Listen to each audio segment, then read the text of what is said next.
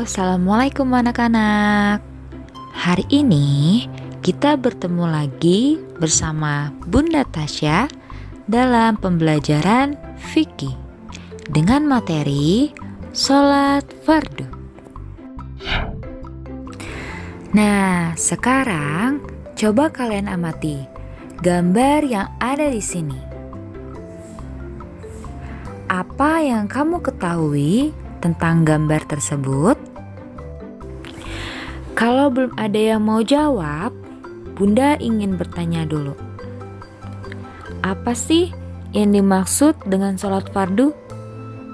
Terus, kira-kira kalian tahu nggak bacaan dan gerakan dari sholat fardu?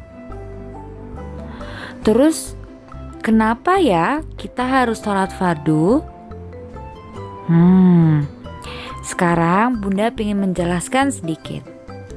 Sebagai muslim, kita memiliki kewajiban untuk melaksanakan perintah Allah. Salah satu perintah Allah yaitu sholat fardu atau sholat wajib.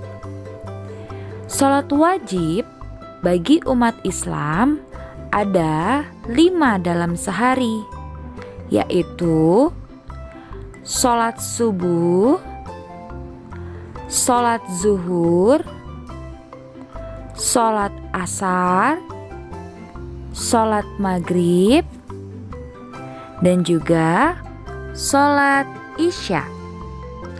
Supaya kalian lebih paham tentang apa itu sholat fardu, ayo sekarang kita belajar bersama-sama.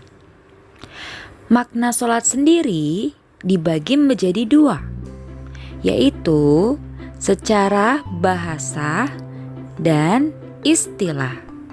Menurut bahasa, sholat itu adalah doa atau memohon. Sedangkan secara istilah, sholat itu adalah ibadah kepada Allah. Nah, sebelum kalian melaksanakan sholat, ada syarat sholat yang harus kalian penuhi. Syarat sah sholat itu terbagi menjadi 2. Ada syarat wajib sholat dan syarat sah sholat. Syarat wajib sholat sendiri ada beragama Islam, balik, dan berakal sehat. Nah, sekarang bagi kalian yang memiliki ketiga syarat tersebut, berarti hukumnya wajib bagi kalian untuk melakukan atau untuk melaksanakan sholat. Yang kedua, ada syarat sah sholat. Apa itu? Syarat sah sholat sendiri adalah syarat-syarat yang harus kita penuhi agar sholat kita menjadi sah atau diterima sama Allah.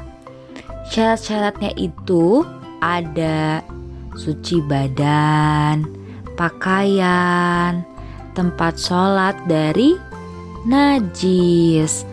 Terus kalian juga harus suci dari hadas besar dan hadas kecil.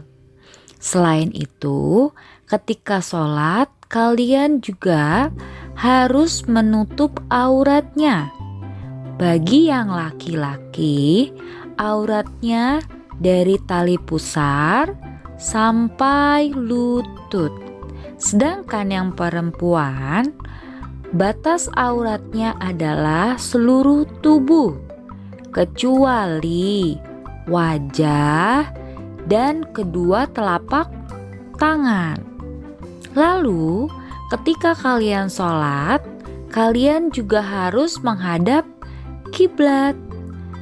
Nah, kalian juga harus melaksanakan sholat ketika sudah waktunya sholat itu masuk atau ketika pada waktu sholat fardu yang sudah ditentukan. Yang terakhir, melakukan rukun sholat. Hayo, siapa yang tahu rukun sholat itu apa? Ya, rukun sholat itu adalah sesuatu yang harus kalian lakukan dalam sholat. Jika kalian tidak mengerjakannya, maka sholat kalian dianggap tidak sah atau batal. Nah, rukun sholat itu terdiri dari berdiri tegak bagi yang mampu. Kalau badan kalian atau tubuh kalian tidak mampu untuk berdiri, maka kalian diperbolehkan untuk sholat dengan cara duduk. Jika badan kalian atau tubuh kalian tidak mampu untuk duduk dan berdiri, maka Allah memperbolehkan kalian melakukan sholat dengan cara berbaring atau tiduran.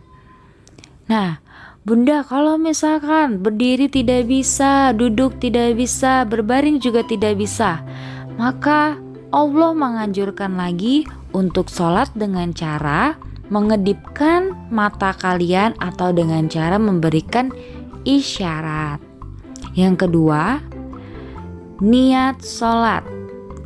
Untuk membaca niat sholat ini, kalian diperbolehkan untuk melafalkannya atau membacanya dengan lantang, atau kalian juga diperbolehkannya dengan cara membaca di dalam hati.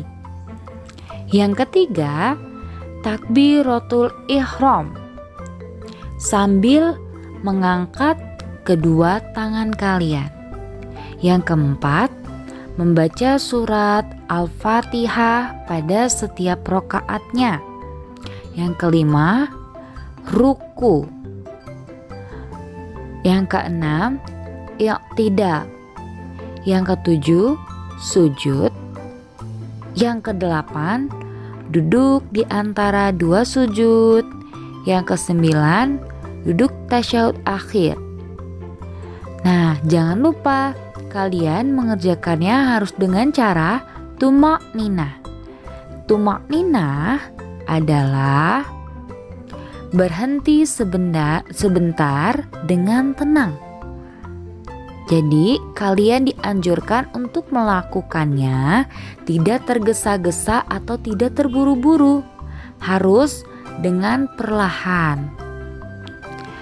Yang ke-10, membaca bacaan tasyahud akhir. Yang 11, membaca sholawat Nabi Muhammad pada tasyahud akhir. Yang ke-12 membaca salam. Nah, membaca salam ini kalian diperbolehkan hanya membaca salam ketika menoleh ke arah kanan saja. Tapi jika kalian ada yang berkenan atau yang mau membaca salam ketika menoleh ke kanan dan ke kiri, kalian juga boleh. Yang ke-13 atau yang terakhir, tertib atau berurutan. Maksudnya dianjurkan atau diwajibkan bagi kalian untuk melakukan rukun sholat ini dengan cara berurutan, tidak boleh mengacak. Tadi rukun sholat. Kalau sekarang Bunda pengen jelaskan tentang sunnah sholat. Sunnah sholat adalah sesuatu yang dianjurkan dalam sholat. Jadi kalau misalkan kalian mengerjakannya, maka kalian mendapatkan pahala. Kalau misalkan kalian tidak mengerjakannya, maka kalian tidak mendapatkan dosa. Nah, sunnah-sunnah sholat itu apa aja sih? Oke, dengarkan ya. 1. Mengangkat kedua tangan sejajar dengan bahu atau telinga ketika takbiratul ihram, ketika ruku, ketika berdiri dari ruku atau i'tidal, dan berdiri setelah tasyahud awal. Yang kedua, tasyahud awal.